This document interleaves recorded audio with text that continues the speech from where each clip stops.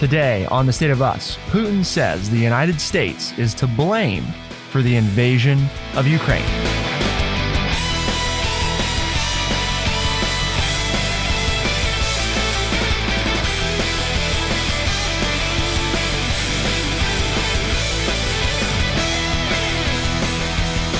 Welcome to The State of Us. I'm your host, Justin T. Weller, joined, of course, today by the friendly redneck liberal and senior resident historian here at True Chat, Mr. Lance L. Jackson.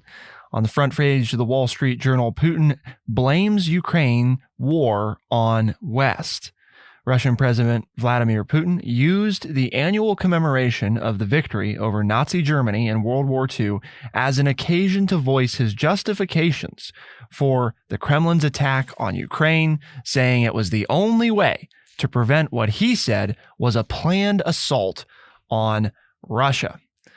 Obviously, in recent weeks, some of the attention on what's going on in Ukraine has waned across the media due to some staffing challenges. We've not been able to provide as up-to-date information as we would like to, but we do get to cover it today because we feel it's important that we keep this in the forefront of people's minds. It has not gone away. It is not over.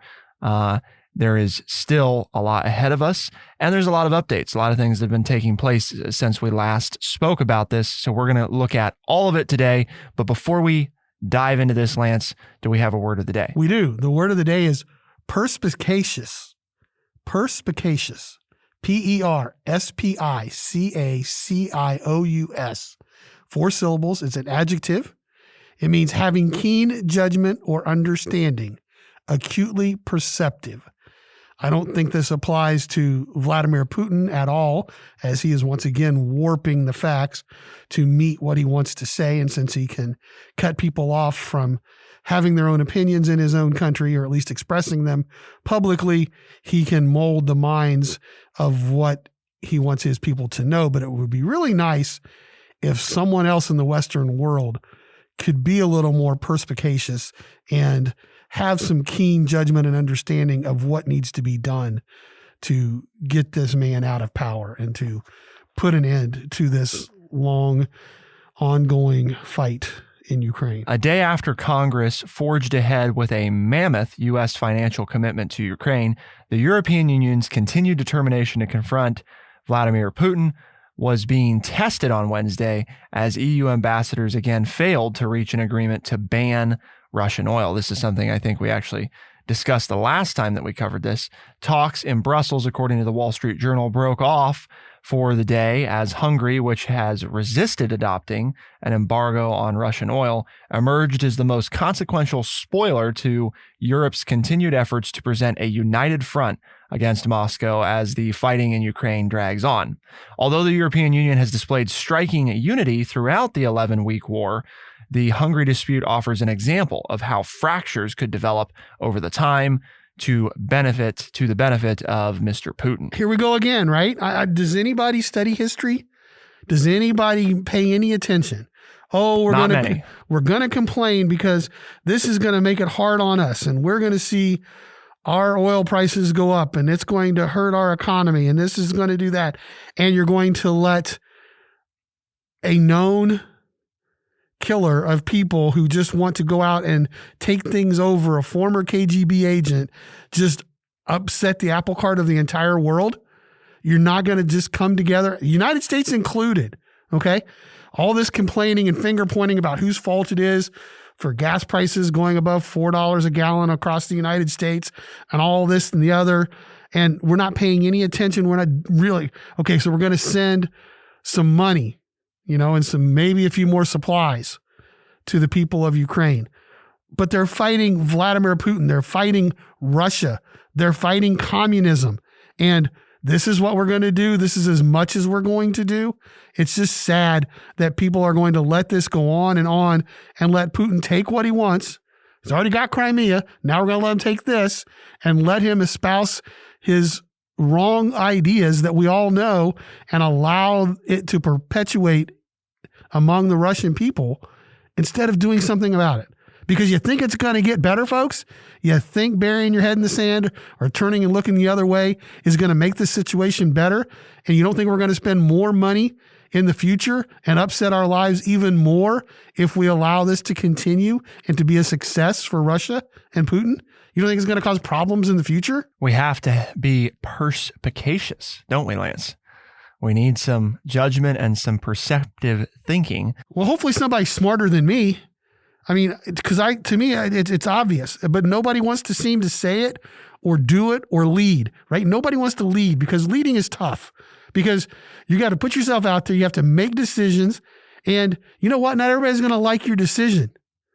But to just sit back and really, I'm sorry, do nothing, okay, and say, well, this is going to hurt us, so we really can't do anything. And we'd really like to support the people of Ukraine, and we really are proud of how hard they're fighting. And that's what we're hearing out of our congressmen. You know, when you pick up and listen to the House people, you know, the House of Representatives, people speaking, oh, we're really proud of how the people of Ukraine are standing up, and they're fighting hard, and they're fighting to the death. And well, what do you think the United States should do? Well, we're doing all we can do. Really, we are.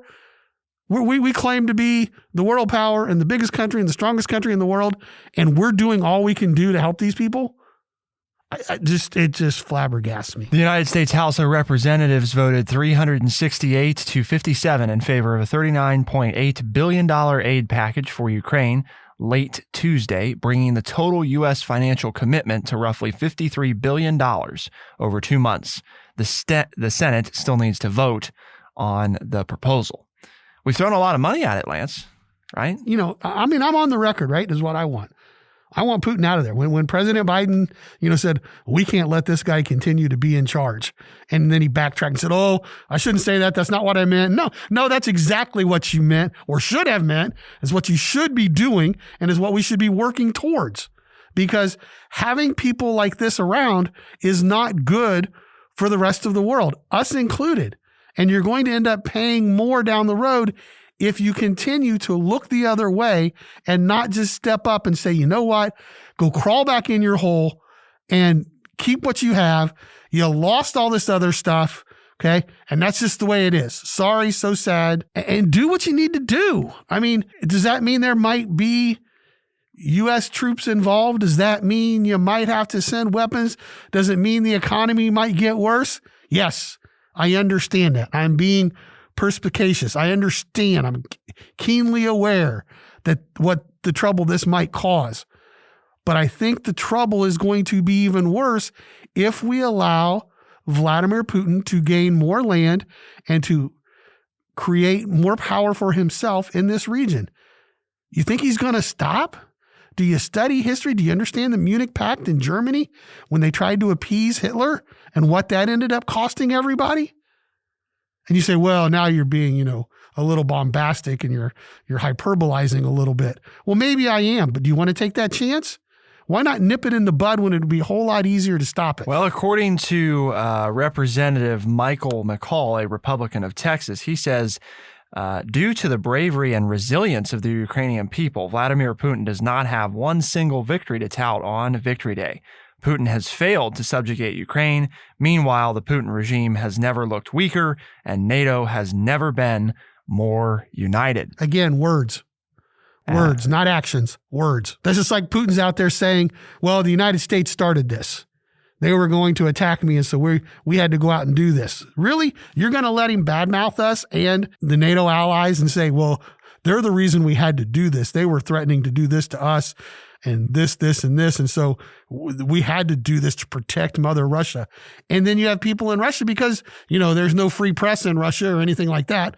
And you have people in Russia saying, yeah, we understand this is what has to be done. This is the way we've always been treated. Because they're being lied to and we're allowing them to be lied to. Mr. Putin lauded Russian soldiers fighting in Ukraine, telling them that, quote, you are fighting for our motherland, its future, so that nobody forgets the lessons of World War II, so that there is no place in the world for torturers, death squads, and Nazis. Right, because he says that's his argument, right, is that neo-Nazis supported by the United States are threatening the Soviet Union. But wait a minute. Vladimir Zelenskyy is Jewish. Yep. That makes sense, doesn't it? I mean, come on. Why not call it out, right? Why not call him out and say, dude, you're nuts, okay? Why not stand up and say that? Why let him have the forum and not speak back against him? What are we afraid of? In his speech, he also said the danger was growing day by day, so Russia gave a preemptive response to the aggression. It was a forced, timely, and only correct decision, a decision made by the sovereign, strong, and independent country. We saw how the military infrastructure was being developed, how hundreds of foreign advisors began to work, regular deliveries of the most modern weapons from the North Atlantic Treaty Organization countries were occurring. So it's all our fault, Lance, I guess is what Putin's saying, right? And we're just going to sit back and take it. And I know I'm not privy to what the United States is actually doing, but I'd like to be seeing us doing things publicly, not behind the scenes, not shirking our duties as a world power. Yes, a State Department spokesman called Putin's remarks divorced from reality. Divorced from reality. The other way to say that would be he's a liar. That's true, but who said it? State Department spokesperson. Oh, okay. So it wasn't the president, or it wasn't the Secretary of Defense, or the Secretary of State, or somebody with a name recognition that would have big press coverage. Us just pointing to Putin saying, "You're a liar, dude. You're nuts." Okay, you've lost all sense of reality to think that this is what's going on. No, we have some minor low-level official quoted in the paper. We don't stand up and say, you can't do this. We're not going to let you get away with this.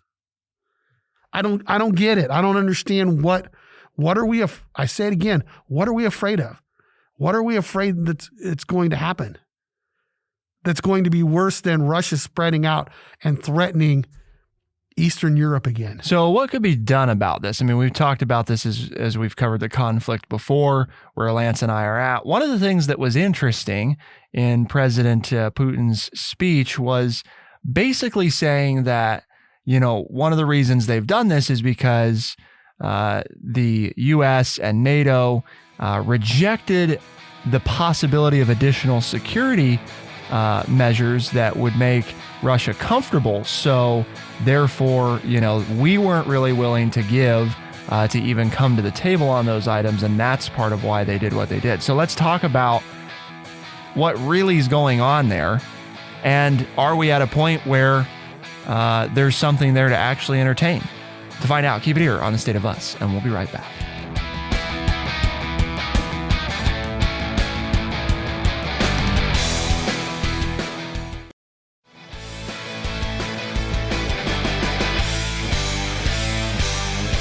You don't need to be particularly perspicacious to understand that there are serious problems still happening across the ocean in Ukraine with NATO and with Russia. The conflict is by no means over, as I think we have highlighted. It continues to be a struggle. People are dying every day in Ukraine. Cities are lying in rubble. Ukraine puts its estimate at over 22,000 civilians killed, likely. And obviously that grows all the time. And that's not to say anything of military personnel. Billions of dollars expended. The world economy hit pretty hard as a result of this. So real consequences to everything that's going on. And how many billions of dollars will we spend, excuse me for interrupting, but how many billions of dollars will somebody have to spend to rebuild all that's being destroyed? And it's not going to be Russia that likely spends that money, is it? Well, unless they take Ukraine, then it will fall into their laps. Is that our strategy? I mean, understand, and I interrupted. I don't mean to take. No, you go ahead. Go ahead. Just, I was sitting here thinking during the break. Lance is bothered today. Well, the history of it, right? You say, well, it's Russia, the Soviet Union. It's the same thing. No, it was Russia.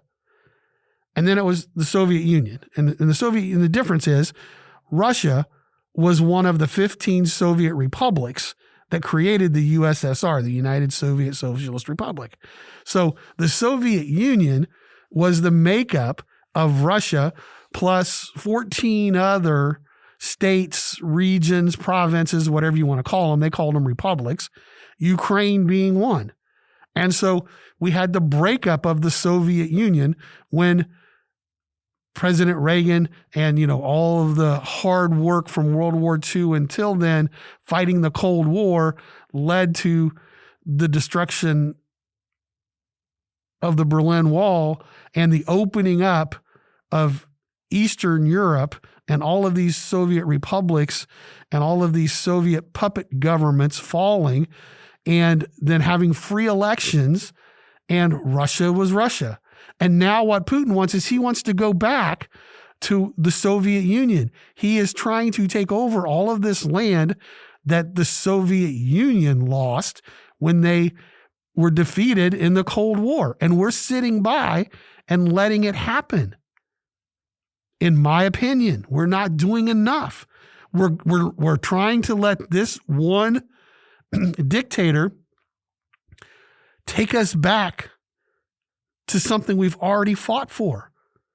And what I don't understand NATO, and I don't understand the United States stepping in and using our intelligence and force and money to make NATO do certain things, because those NATO countries exist because we fought World War II and then the Cold War, which now has given them freedom to have a voice and make decisions.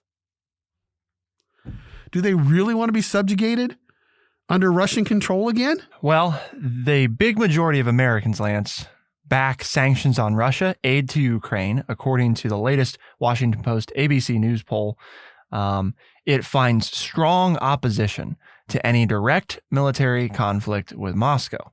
2 months after Russia launched its invasion of Ukraine, Americans are stalwart in their support for the embattled country, with a large bipartisan majority supporting increased sanctions against Russia, and most also backing military and humanitarian support for Ukrainians, according to a Washington Post ABC News poll.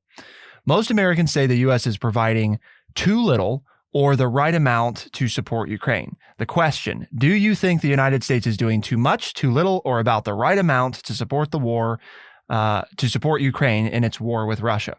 Too much, 14%, too little, 37%, right amount, 36%, no opinion, 13%. At the same time, 72% oppose the United States taking direct military action against Russian forces, while 21% support the idea. Even among those who say the country is doing too little to support Ukraine, 57% oppose direct military action, something President Biden has said is off the table, repeatedly warning that such a move could lead to World War III. So what do you say to those people, Lance? What do you say to the 72% of Americans who say, "You're crazy, Lance. We don't want that. We don't want to get bogged down." They're probably right. But what I will come back with is, do you think Putin's going to quit? Do you think he's going to quit with egg on his face and go back? He will continue to fight. He doesn't care if his people suffer. He will make his own people go hungry. He will make his own people not have any fuel, not do it. He doesn't care, all right? He just wants glory for himself. So he will make his own people suffer. He's not just going to pack up and go back to Russia. He's going to continue to fight until Ukraine falls, okay? Until he gets what he wants, which is Ukraine. So this isn't prolonged in that, it's lasted 2 months or 10 weeks or, whatever. They will stay for the duration as long as Putin's in charge until they get control of Ukraine. So when are you going to be willing to step in? After Ukraine falls? How much harder is it going to be to get Russia out of Ukraine after Ukraine falls? Well, it hasn't fallen yet, so we're doing just the right amount. Okay, and then when it gets worse, now what are you going to do? Well, that'll just be too bad, but it's just Ukraine. Really? Well, what about Poland? What about Hungary? What about Finland? What about all those other Eastern European countries? When Putin gets Ukraine, he just moves in and then a couple of years from now wants another piece. How much more do you let it go? That's what I would say to them. What are you going to do when Zelensky signs surrender papers and turns Ukraine over to Russia. Now what are you going to do? And my point is, if you're going to then say, well, now we need to step in, then step in now. Don't let it get to that point. Because my feeling, my perspicacious insight is that that's where we're headed, okay? At some point, it might be 6 months, it might be a year, it might be 2 years. But at some point, Ukraine is going to fall into Russian hands unless NATO and the United States step up and force Putin to get out. He's not going to leave on his own. He's not just going to quit. Well, I think that what you said, though, is important because the poll reflects this issue of, do we really care about Ukraine? I mean, you say, well, the support's broad for humanitarian aid and for, giving money. Yeah, well, I mean, and again, it's not to, that stuff has been essential. I mean, would Ukraine have been able to repel Russian onslaught as effectively or at all if the West had not contributed the amount of arms and money that we have and supplies? No. You know what I mean? So do you think it's enough what we're doing now to stop Russia from continuing to fight? No, I do not. Do you agree with me that Russia will continue to fight until they have Ukraine?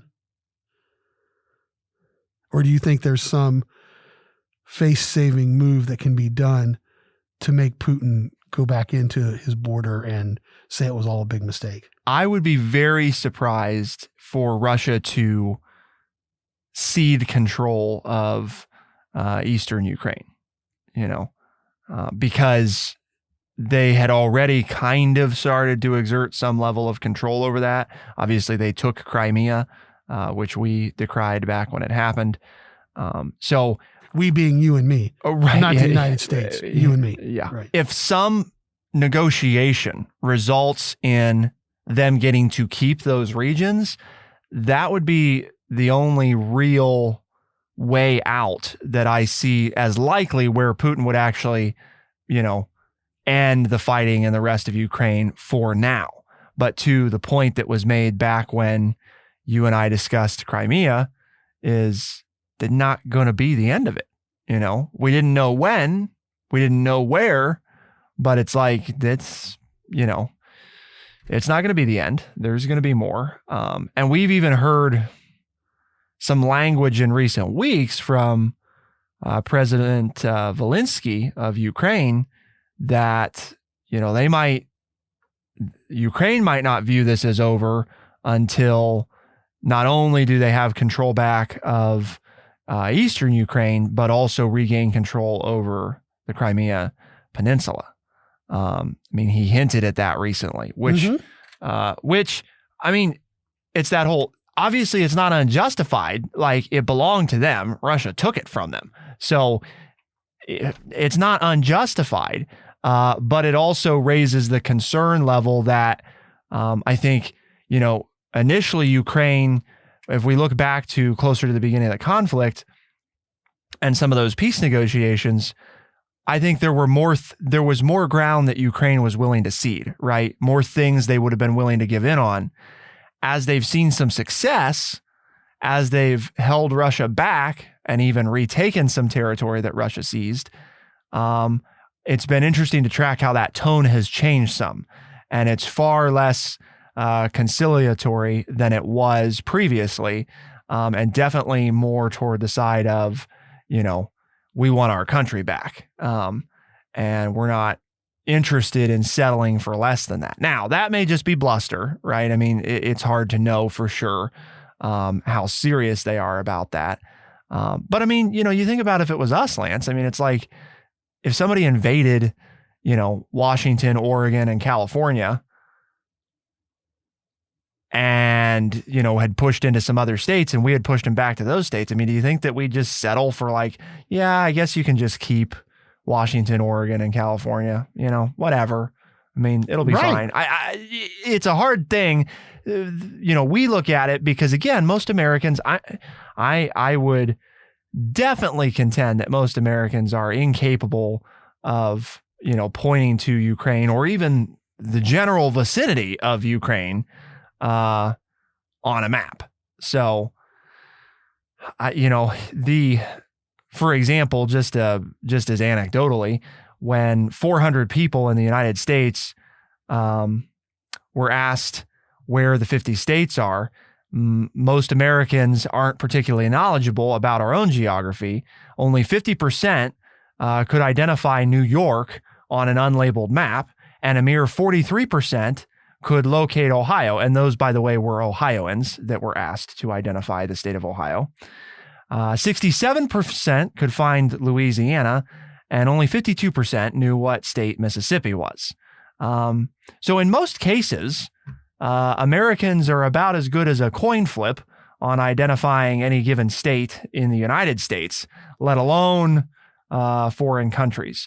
When Americans were quizzed on the location of 7 of our own states, the survey respondents could only correctly identify an average of 3. The good news is that 94% are actually able to identify the United States as a country on a map.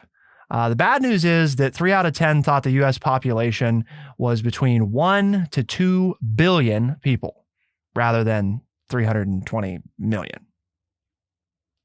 So, I mean, why do I bring that up? I guess is it any surprise that we don't feel more strongly about this? To your point about, do people know history?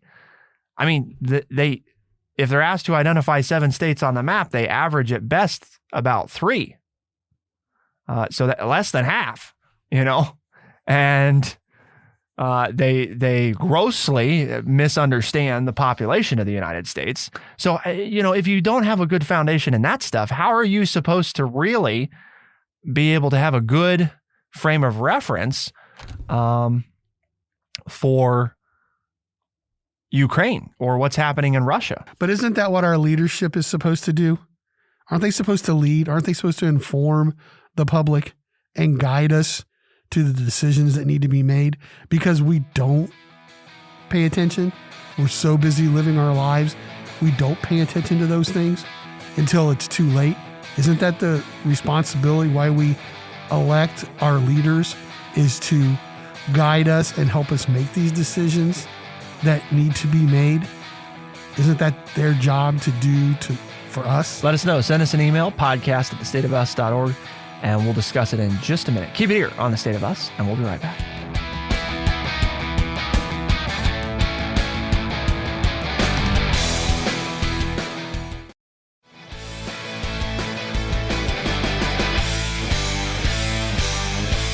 As an educator of 35 plus years, spending a large portion of that time in social studies, I'd imagine some of those statistics we shared are painful, Lance. Painful to know how inadequately equipped Americans are to really understand our own place in the world, let alone a country like Ukraine. Yes, we can see the horrors, from pictures and video. And yes, we can think about those things. But how many people know what you shared about the Soviet Union? How many people are really familiar with what it went into it and how similar Putin's actions are to other atrocities that have taken place across the world? How many people even remember 2014 and the annexation of Crimea by Russia? I mean, how many people really remember that or understood that Crimea was, a part of Ukraine? And I mean, people don't really know that, Lance, do they? And to your point then, what do our leaders do? You're in an election year, right? And this is not good, because Americans are worried about stuff at home. 2 in 3 Americans, or 66%, say they are concerned about the sanctions contributing to higher food and energy costs at home. The anxiety is bipartisan. 68% of Democrats and 70% of Republicans say they are concerned. Gas prices have averaged more than $4 a gallon since the start of March. But even among those concerned that sanctions are spurring inflation, 64% support increasing them, as do 67% of Americans overall. So people generally have some concept, right, of this is a bad situation and we're willing to take a little bit of a hit. But then how's that going to play out in the midterms? And are we really going to stay that way? Or do we elect people who are like, let's not worry about Ukraine? I don't know. I mean, because when push comes to shove, people are worried about themselves, and they're living their own lives. They're trying to get their kids to piano practice or soccer practice or a baseball game or to art class or wherever. And they're trying to put food on the table, and they're trying to put gas in their car and pay their bills and go to, that's where their concern is. And I understand that, and I get that. And I live that life. So that's where my comment is towards our leadership, our government leaders. They're the ones who should be setting the message, the agenda, and convincing us of what we need to do and why we need to do it. And, when you talk about World War II and people not understanding Russia and understanding where we are, and we don't teach it. Okay. I mean, as being in the schools, I fought to have U.S. geography brought in as a class back in the 90s because I was appalled at how little my students knew and could recognize states and capitals. And I had a principal and we tried it for 2 years. And then it went by the wayside because, we don't need to do this. And to the point of World War II, I've lived long enough now. When I went to high school, World War II was our biggest study. Vietnam had just ended 5 years before, so we didn't get that far. We ended with World War II in my American history class, and it was huge, okay? And most of the people teaching me were veterans of World War II, okay? But we're to a point where there are very few World War II veterans left. Thank God for them. But there are very few of them left. And so out of sight, out of mind. Do you realize out there that all the students in high school right now weren't alive on the September 11th attack? To them, that's ancient history. Everybody you could almost go everybody college or younger. Sure. Well, it's abstract. It's 21 years ago. So to them, that's as blasé to them as, I don't know, the Spanish-American War in 1898. It's like, and you say, well, how by God, those airplanes and blah, blah, they weren't alive. They didn't see it. Well, and do we teach it? Do we show them video? Right. Do we get that far in history class and talk about them? And if we do, then what are we leaving out? Are we leaving out World War II? Are we leaving out the Great Depression? You talk about bad economic times. That's the other thought. When World War II began, we were in the worst economic situation this country had ever been in. Oh, I'm worried about the economy. We don't want to go to war. Well, that was the whole stage of World War II. World War II started in the middle of the worst worldwide economic depression that we had ever seen. And we fought World War II. Oh, wait a minute. And we came out of it. Sacrifices were made. People's lives were disrupted, but we did it because we felt it was the right thing to do. And we refer to them many times as the greatest generation ever. Well, what, we can't do that again? Oh, no, because I can't put down my phone. I have to get on Facebook, or I have to look at TikTok, or I have to do this. And so, I can't give that up. You want me to sacrifice? You want me to have gas rationing? You want me to have food rationing so that we can fight a war to stop an evil person? Oh my God, that's crazy. Who would ever do something like that? Oh, your grandfather or great-grandfather, that's who did things like that. It happened. Whether you know about it or not, it didn't mean it didn't happen, right?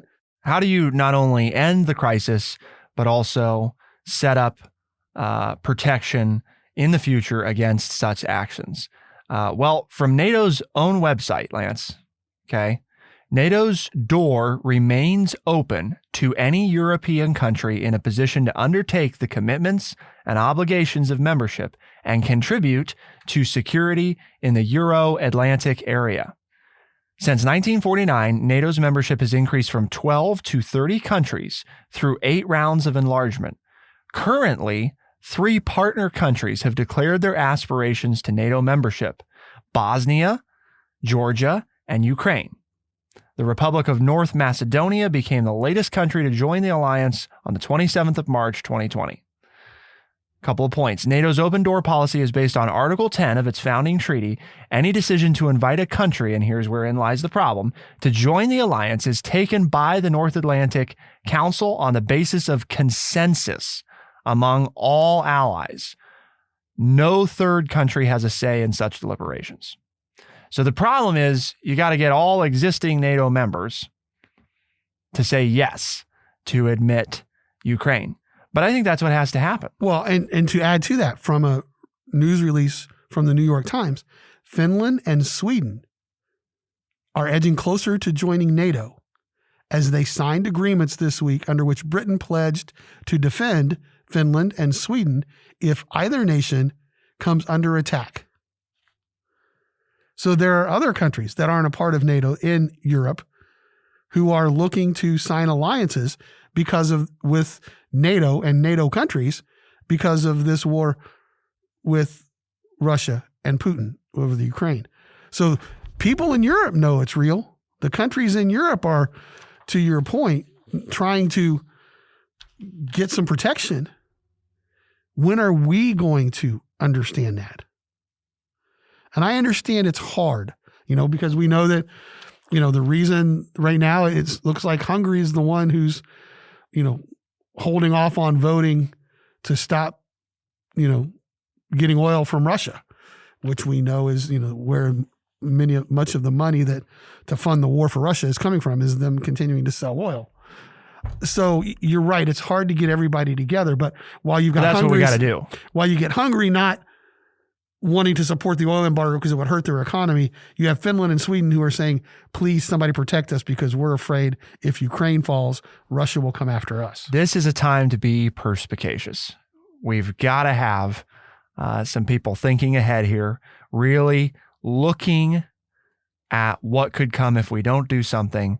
And as Lance and I have been saying since before Russia invaded, take action. We need to be proactive, not reactive. Why do we have this conversation today, Lance? Because I'm mad. Really?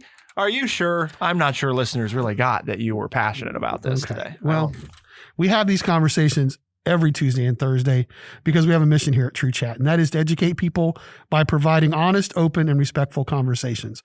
And if you've listened to today's show and you don't agree with me, then please shoot us an email. Tell us what you think. Okay. We'll put it on the air because that's what it's about. It's not a one-sided thing. We want to have these conversations because having the conversations will lead us to action. Okay. No matter what it is. And you may not want to do what I want to do. And I may think that I don't want to do what you want, but at least we can talk about it and maybe we can find some common ground and move forward on solving some of these problems, even problems like the Ukraine. But you tell your friends, family, if they like the idea and the concept of the show, tell them they can find us as a podcast on Spotify, Overcast, Stitcher, Apple Podcast, and everywhere podcasts are found. As Lance mentioned, we can be heard Tuesdays and Thursdays, first thing in the morning as a podcast, and on the weekends, AM and FM radio stations across the country. For the State of Us, I think I eked it out today, Lance. It was a good game. I don't know. It was well played. Okay. I enjoyed it. It was very perspicacious of both of us. I'm Justin T. Weller. I'm Lance Jackson. Special thanks to Bradley Butch, and thank you all, our audience, for tuning in. We'll see you next time. Be the change.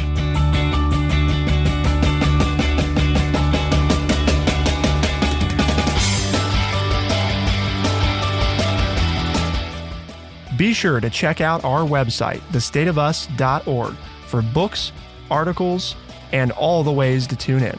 thestateofus.org.